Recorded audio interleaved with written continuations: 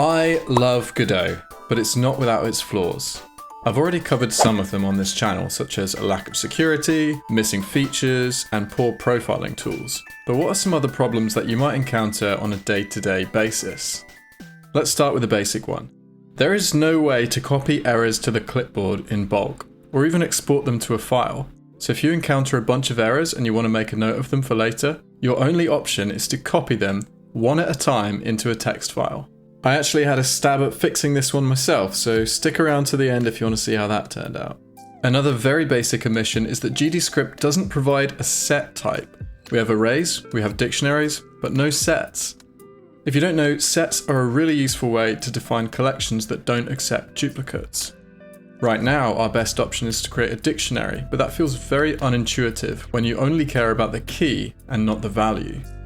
Another annoyance concerns Godot's AnimationPlayer. This is a very powerful tool, allowing you to modify properties and perform actions using a timeline. However, calling functions from an AnimationPlayer can be a real pain.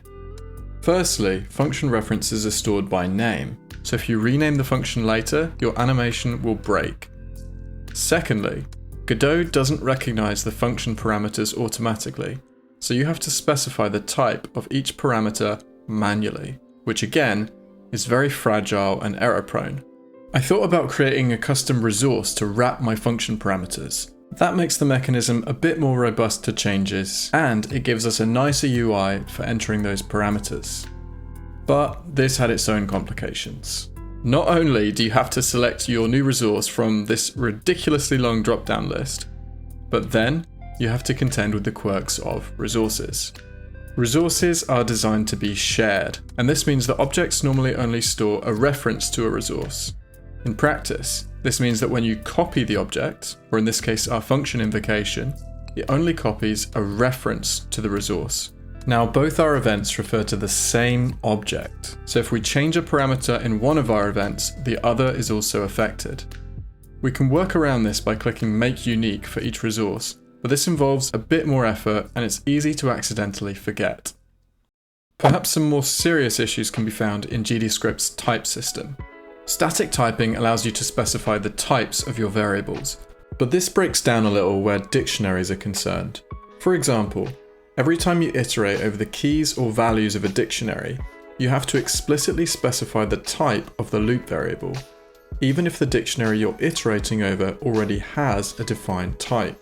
This is a minor annoyance, but it's also error prone because the compiler won't correct you if you specify the wrong type. There is also no support for nested types currently, so you can't define, for example, an array of typed arrays. But even when static typing does work, the system is lacking a crucial component, which is interfaces. You can use hasMethod to check if a class implements a particular method, but this by itself is extremely limited. For example, it makes no guarantees about the parameters that the method expects, and you have to call it for every method that you expect your object to implement. This next one is a little bit complicated, but bear with me. Godot's type system can be a bit confusing, because every node effectively has two types: the type defined in the scene hierarchy and the type defined in its script. And while these two types are intrinsically related, one is always a parent of the other. This can lead to scripts trying to access properties that the compiler doesn't know about and aren't guaranteed to exist. For example, you could write a script that extends from node 2D, but expects to be attached to a sprite 2D node. Everything will work, but it's fragile because there's nothing to stop you from attaching it to the wrong node type. Alright, I'm starting to run out of ideas now, but this one is to do with Godot's 3D asset import mechanism. So here we have a golf ball in Blender, and I've exported this as a GLB file which I've imported into Godot. The problem is, when I try and use this in a scene, it doesn't give me a static mesh, it gives me a node 3D, because it treats the imported model as its own scene. If I try to open it, it tells me that this is an imported scene, so it can't be modified. To make changes to it, a new inherited scene could be created. What's an inherited scene? I have no idea. There's not a lot of documentation about this. But if we open that scene, we can see, here's the mesh. So it's pointlessly added this node 3D root with the mesh inside of it, which just means there's an extra step anytime we want to access the mesh, because now we have to traverse this scene to get to it. And I sort of understand the reason for this, because your Blender scene might have other elements inside of it. It might have a camera, it might have multiple meshes, but it just feels a bit clunky. After listening to all this, you might think I'm trying to put you off Godot, but that is actually not the case. Like I said, I love Godot in spite of its flaws, and to be honest, I consider these to be quite minor in the grand scheme of things.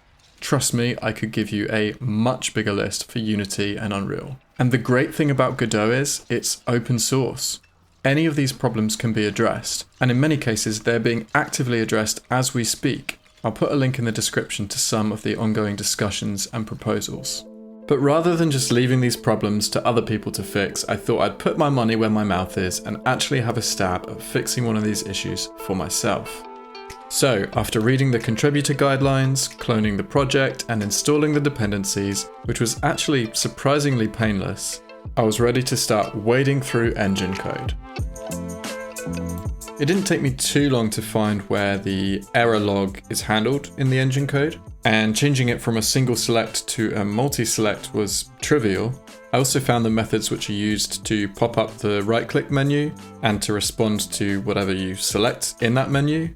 I found out how other places in the code handle multi-selection. I had all the pieces in my hands, and then I stumbled upon this Reddit post, which pointed out that Godot keeps logs, and in fact, all of the errors that I showed in my video were in those log files. So at this point, I kind of lost heart and thought, well, maybe this problem doesn't actually need solving. But what do you think? Let me know if you want to see me actually make an engine change. I'll be happy to give it a go. But that's all for now. If you enjoyed this, see you next time. Bye!